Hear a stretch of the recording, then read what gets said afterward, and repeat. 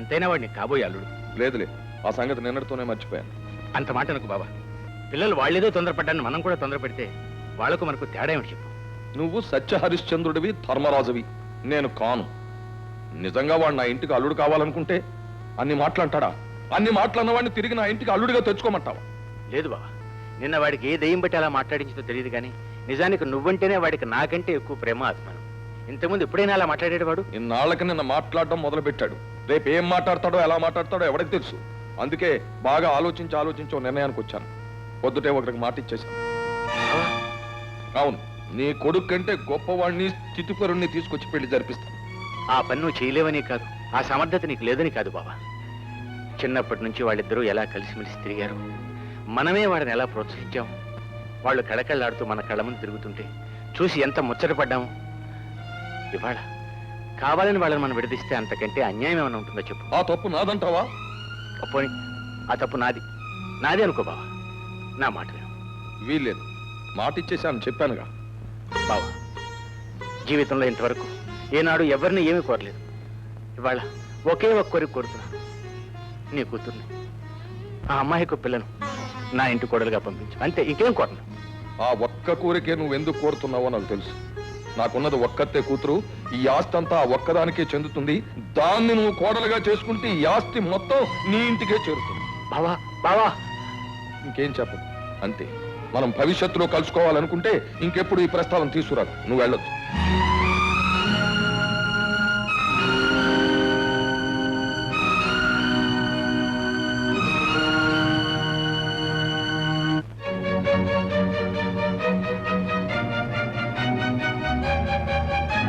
అత్తయ్య, ఏమిటమ్మా? అత్తయ్య, మావయ్య వచ్చి నాతో మాట్లాడాడు. నాన్న ఒప్పుకోలేదు. నేను ఇక్కడ ఉండిపోతాను అత్తయ్య. బావని ఎలాగైనా సరే, ఎక్కడికైనా తీసుకెళ్ళైనా సరే నన్ను పెళ్లి చేసుకోమని చెప్పు. నేను రాను. మర్యాదగా చెప్తున్నాను, నేను రాను. అత్తయ్య, నేను రాను. ఏమిటి?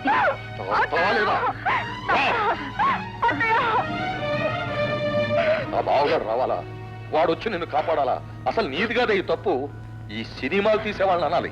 వీళ్ళు సినిమాలు తీసి పెళ్లిగా ఆడపిల్ల ఎలా ఎదురు తిరగాలో, ఎలా ప్రేమించాలో, ఎలా పెళ్లి చేసుకోవాలో నేర్పి పాడు చేస్తున్నారు. నేను చెప్తున్నాను, నేను ఖాయపరిచిన సంబంధమే నువ్వు చేసుకోవాలి. ఏ బావ, నేను ఏమైనా చేసుకుంటానన్నా?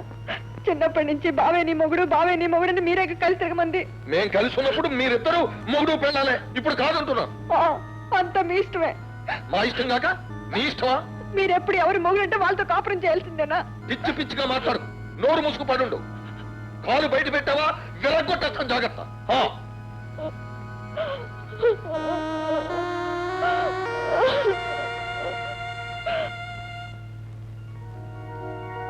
అమ్మా, చాలా బాగుంది. అబ్బో, ఫస్ట్ క్లాస్. వండర్ఫుల్ బాబు, వండర్ఫుల్ కాదు, ఎక్సలెంట్. సరే, మాకు సమ్మతమే. కానీ నువ్వు చెప్పవలసిన మాటలన్నీ చెప్పావా? చెప్పవలసిందేమి లేదమ్మా, మాట్లాడేశాను, అన్ని మాట్లాడేశాను. మీరు అనండి, నిశ్చయితాంబూలం ముచ్చుకుందాం. ఓం ఆదిత్యాదిగ్రహా సర్వే సనక్షత్రాశరాశయ కుర్వంతు మంగళం నిత్యం లిఖ్యతే లగ్నపత్రిక. అయ్యా, గిరిగొళ్ళ సుబ్బారావు గారి కుమార్తె చిరంజీవి సౌభాగ్యవతి ప్రియా అను కన్యారత్నములు, కీర్తిశేషులు రాహు బహదూర్ రంగారావు గారి కుమారుడు చిరంజీవి రాజశేఖర అను వరుణకి ఇచ్చి పెద్దలచే నిశ్చయించి వ్రాసి ఇచ్చిన లగ్నపత్రిక. శుభమస్తు.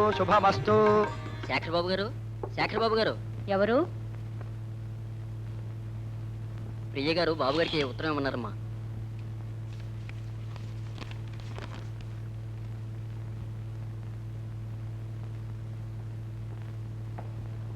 ఏమిటమ్మా? ప్రియకి హడావిడిగా రాత్రి ముహూర్తం పెట్టి పెళ్లి చేస్తారట. అందుకని నిన్ను వెంటనే అక్కడ రమ్మంది. ఆ ముహూర్తానికే మీ ఇద్దరికీ పెళ్లి జరగాలని, లేకపోతే చచ్చిపోతానని రాసింది. నువ్వు తొందరగా వెళ్ళి బాబు. ఆగు. ఎక్కడికి వెళ్ళావో నిజం చెప్పు. అమ్మాయి గారు శేఖర్ బాబుకి లెటర్ ఇచ్చిరమ్మన్నారండి. ఇచ్చావా? ఇచ్చానండి. ఏమన్నారు? ఆయన లేరండి, వారి అమ్మగారికి ఇచ్చానండి. అమ్మాయి గారు అడిగితే వారికి ఉత్తరం ఇచ్చాను, ఉత్తరాన్ని ముక్కలు చేసిన ఆ మొహాన్ని కొట్టారు, వారికి మీకు ఏమీ సంబంధం లేదని చెప్పమన్నారు అని చెప్పాలి. లేకపోతే నీ పీక నొక్కేస్తాను. చెప్తానండి. నేను పక్కనే ఉంటాను. పద. ఉమ్. అమ్మగారు అమ్మగారు ఇచ్చావా? తీసుకున్నారండి. ఏం చెప్పారు? తీసుకుని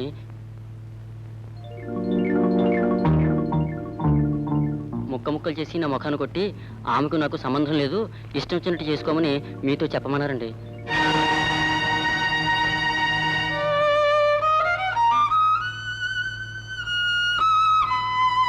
నిజంగా అంత కర్మ పట్టిన రోజున అతను అక్కర్లేదు, అతను కూతురు అక్కర్లేదు, అసలు పెళ్లి అక్కర్లేదు. శేఖర్ బాబు మీ నాన్నగారికి గుండెపోటు వచ్చింది. అలాగా? రాజుగారు హాస్పిటల్లో చేర్పింది. అయితే అర్జెంటుకు నువ్వు వెళ్ళి మా అమ్మని తీసుకురా.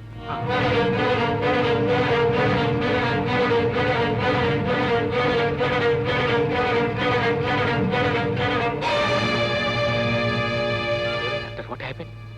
Please come.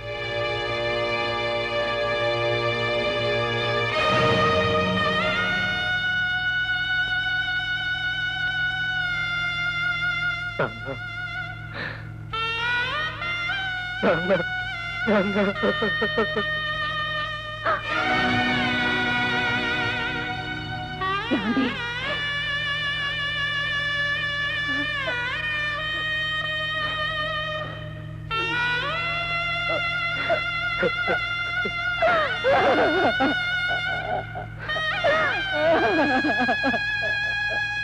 అమ్మా అమ్మా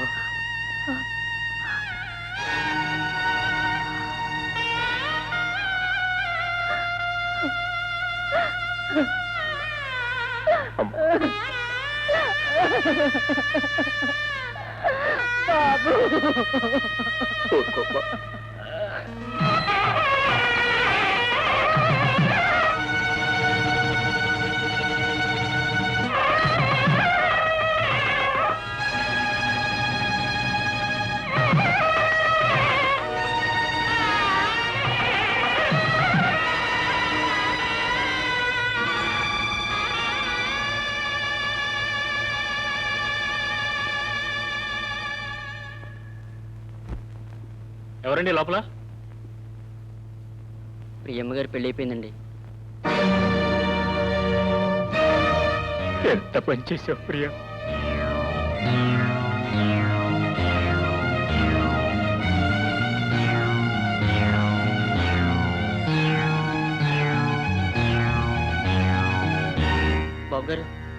బాబు గారు నన్ను క్షమించండి బాబు గారు. ప్రియమ్మ గారు మీకు పంపించిన ఉత్తరం సంగతి అయ్యగారు తెలుసుకుని మీరు ఆ ఉత్తరం చించి నా మొహాన్ని కొట్టి ఇక మీదట ఆమెకు నాకు సంబంధం లేదు, ఇష్టం వచ్చినట్టు చేసుకోమని మీరు అన్నారని అమ్మగారికి నా చేత అబద్ధం చెప్పించారు.